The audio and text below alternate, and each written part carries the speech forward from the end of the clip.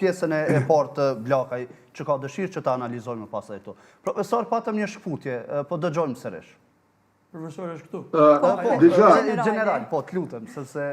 Unë isha ndërlidh, Kosova ka akademinë ushtarake dhe oficerët e saj, kudo që shkojnë,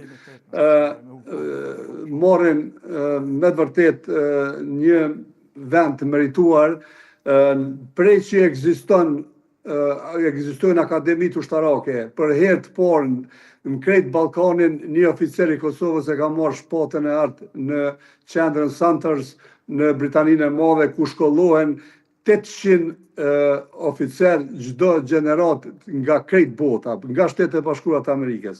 Dhe gjitha standardet ushtria e Kosovës që i ka ngritur deri më tani dhe që është duke i ngritur në vazhdimsi janë me standardet më të larta të shteteve të NATO-s në krye me Shtetet e Bashkuara të Amerikës.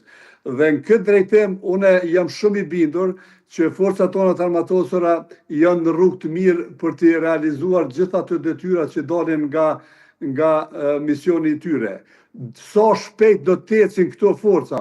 Kjo krejt varet nga qeveria, do të dojnë buxhet dhe sa do të bëj blerje të nevojshme të gjitha atyre armatimeve, pajisjeve dhe infrastrukturës që i ka të paraparë në planin e saj zhvillimor dhe vjeçar.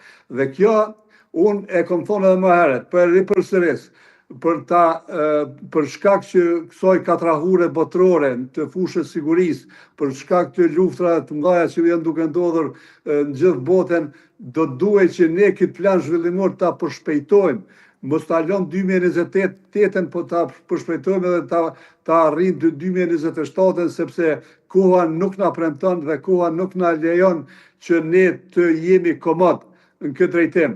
NATO-ja nuk do ta lëshojë Kosovën asnjëherë.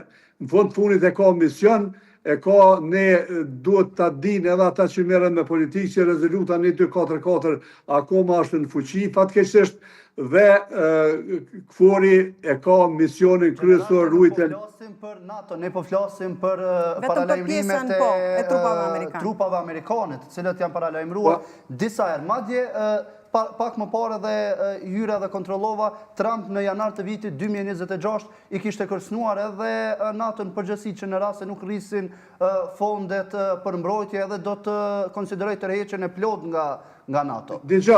Unë jam shumë i vogël, edhe ne në Kosovë jam shumë të vogël me folë për vendimet e Trumpit, po nëse i përcjellëm deklaratat e tina shumë herë njëra për tjetrën kanë një shpërputhje dhe mendoj që interesat gjeopolitike dhe geostrategjike të Shtetet e Bashkuara të Amerikës nuk do të lejojnë që të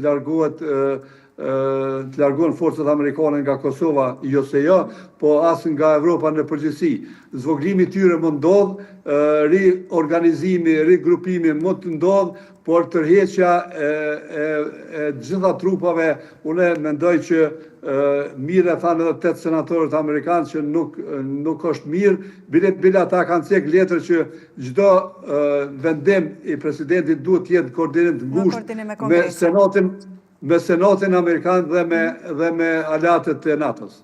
E qartë. Të kthejmë fotografinë që kërkoi Bllakaj për